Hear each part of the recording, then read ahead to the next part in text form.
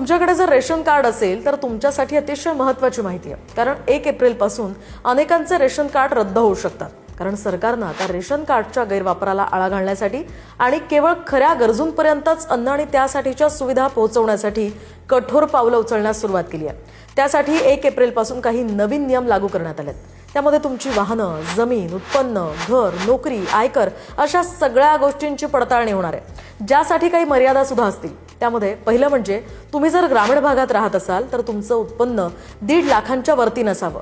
शहरी भागात राहत असाल तर उत्पन्न 2 लाखांपेक्षा जास्ती नसावं.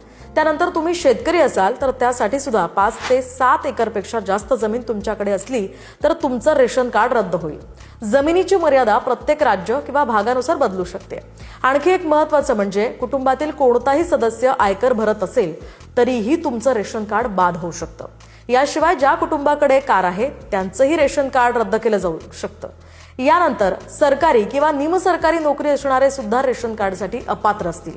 यासोबतच शहरामध्ये तुमच्याकडे ठराविक चौरस फुटांपेक्षा मोठं पक्कं घर किंवा व्यावसायिक गाळा असेल तरीही तुम्ही रेशन कार्डसाठी अपात्र ठराल.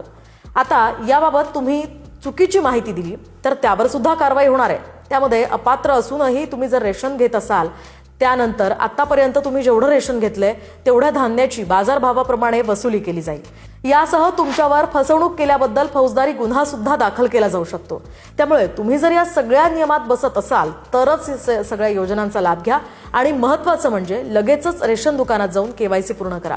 आधार कार्डवर असलेला पत्ता आणि रेशन कार्डवरचा पत्ता एकच असल्याची सुद्धा खात्री करा.